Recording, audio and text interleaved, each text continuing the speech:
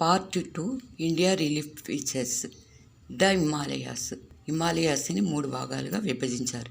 Greater Himalayas, Himachal Himalayas, Shivalik ranges. Ganga, Brahmaputra, Sindhu నదులు ఇక్కడ ప్రవహిస్తూ ఉంటాయి. రెండవది ద ఇండో గ్యాంజెటిక్ ప్లెయిన్, అంటే ఇక్కడ గంగా సింధు మైదానము అంటారు దీన్ని. సింధు నది దాని ఉపనదులు ప్రవహిస్తూ ఉంటాయి. గంగా, యమున దాని ఉపనదులు ప్రవహిస్తూ ఉన్నాయి. బ్రహ్మపుత్ర నది ఇక్కడ ప్రవహిస్తూ ఉంది.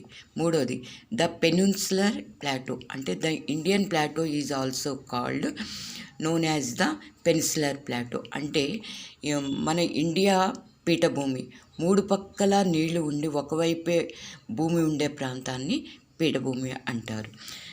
4 ద కోస్టల్ ప్లైన్స్, అంటే ఇక్కడ ఉత్కల్ కోస్ట్, రెండవది సర్కార్ కోస్ట్, మూడవది కోరమండల్ కోస్ట్గా దీన్ని విభజించడం జరిగింది. మహానది, గోదావరి, కృష్ణ, కావేరీ నదుల యొక్క పరివాహక ప్రాంతాలని తీర మైదానాలు అంటారు. The deserts, the Thar desert occupy much of western Rajasthan.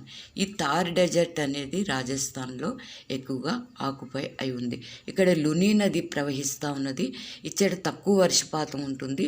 ఈ ఎడారి మొత్తం ఇసుకతో నిండి ఉంటుంది. నెక్స్ట్ లాస్ట్ది the highlands. There are 2 groups of highlands, Andaman islands and Nicobar islands.